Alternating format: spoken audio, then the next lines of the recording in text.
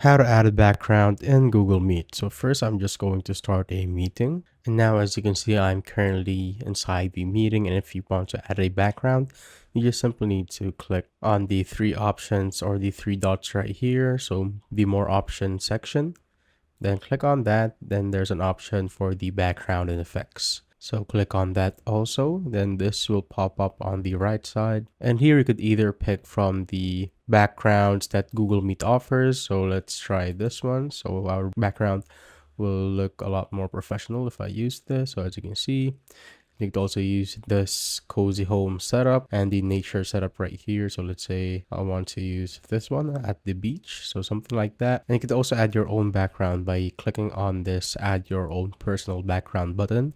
And if you click on that, it will open your files and you just simply need to pick the file that you want to use as a background. That is how you basically add a background in Google Meet.